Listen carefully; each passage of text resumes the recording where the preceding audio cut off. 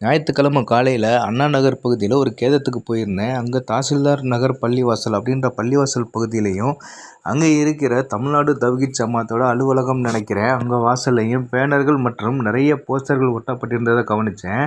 அது மிகுந்த ஆச்சரியத்தையும் வேதனையும் ஏற்படுத்துச்சுங்க. அந்த போஸ்டரில் உள்ள விஷயத்தை முதல் சொல்கிறேன். அதில் தெருநாய்களுக்கு உணவிடாதீர்கள்னு போட்டு கீழே பசியால் வாடும் மனிதர்களுக்கு உணவிடுங்கள் அப்படின்னு போட்டிருந்தாங்க. அதுக்கு கீழ் பகுதியில் எத்தனை நாய்க்கடிகள் கேஸ் பதிவாயிருக்குன்னு அரசாங்கம் கொடுத்த புள்ளி விவரத்தை போட்டு அதை வெறும் நாய்க்கடிகள்னு போடாமல் தெரு நாய்க்கடிகள் அப்படின்னு சொல்லி எழுதியிருந்தாங்க.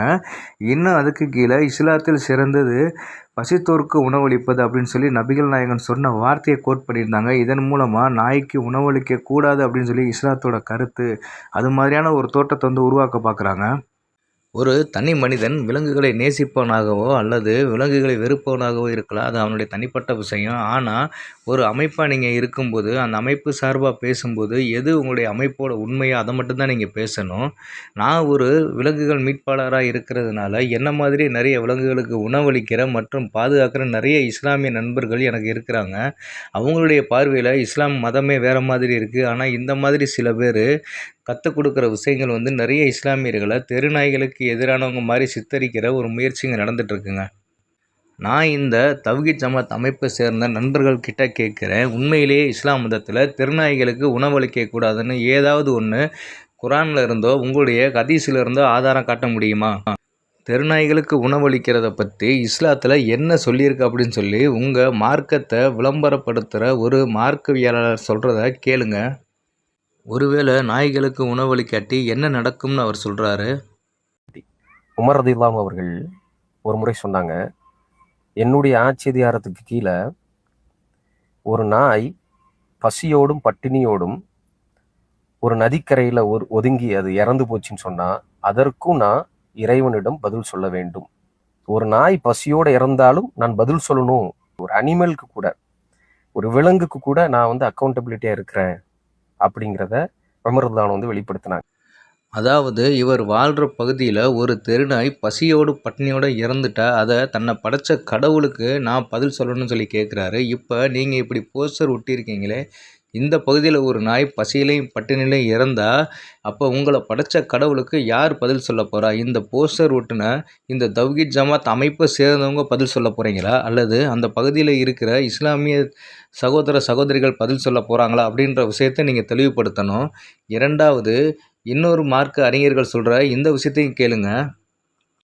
புகாரிலே, சஹீஹ் புகாரில ஒரு ஆண் தண்ணீர் எடுத்து கொடுத்ததா ஒரு நாய்க்கு ரசூலுல்லாஹி ஸல்லல்லாஹு அலைஹி வஸல்லம் சொன்னாங்க.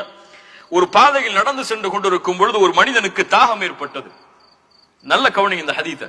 தாகம் ஏற்பட்டு கிணத்துக்குள்ள இறங்கி தண்ணீர் குடிக்கிறார். மேலே ஏறி வரும் பொழுது ஒரு நாய் தாகத்தோட இருக்கக்கூடிய இலைத்தலைகளை சாப்பிட்டு இருக்கு. அவருக்கு புரிஞ்சு போச்சு. அவர் சொல்றாரு பாருங்க, சுப்ஹானல்லாஹ், லக்கது பலக ஹாதல் கல்ப மினல் அதஷி மித்லு அல்லதி கான பலக மின்னி. நான் எப்படி தாகத்தை அடைந்தேனோ அது போன்று இந்த நாயும் தாகத்தை அடைந்திருக்கிறது. அந்த உணர்கிறார். அந்த உணர்வை, எனக்கு எப்படி ஒரு கஷ்டமோ அது போன்று அவனுக்கு ஒரு கஷ்டம் வந்திருக்கு இந்த நேரத்தில், அதை உணர்றார். அந்த மறுபடியும் கிணற்றில் இறங்கி தண்ணீரை எடுத்து அந்த நாய்க்கு கொடுக்கிறார். ரசூலுல்லாஹி ஸல்லல்லாஹு அலைஹி வஸல்லம் இந்த ஹதீஸை முடிக்கும் பொழுது சொன்னார்கள், ஃபஷக்கரல்லாஹு லஹு ஃபகஃபர லஹு. அல்லாஹ் இந்த செயலை செய்ததால் அந்த அடியானுக்கு நன்றி செலுத்தினான். யார் நன்றி செலுத்தியது? யார் நன்றி செலுத்தியது? அல்லாஹ். எதுக்கு உதவி செஞ்சதுக்காக? தனக்கு ஒரு கஷ்டம் வரும் பொழுது அவன் எப்படி உணர்ந்தானோ அது போன்று பிறர் கஷ்டத்தையும், ஒரு நாயுடைய கஷ்டத்தை அவன் உணர்ந்ததால் அல்லாஹ் அவனுக்கு நன்றி செலுத்தினான். அது கூலியாக என்ன அல்லாஹ் கொடுப்பான், அல்லாஹு அஅலம். அந்த நன்றியுடைய கூலி என்ன நமக்கு தெரியாது. அல்லாஹ்வுடைய தூதர் சொன்னார்கள், அதனால் அவனை அல்லாஹ் மன்னித்தான்.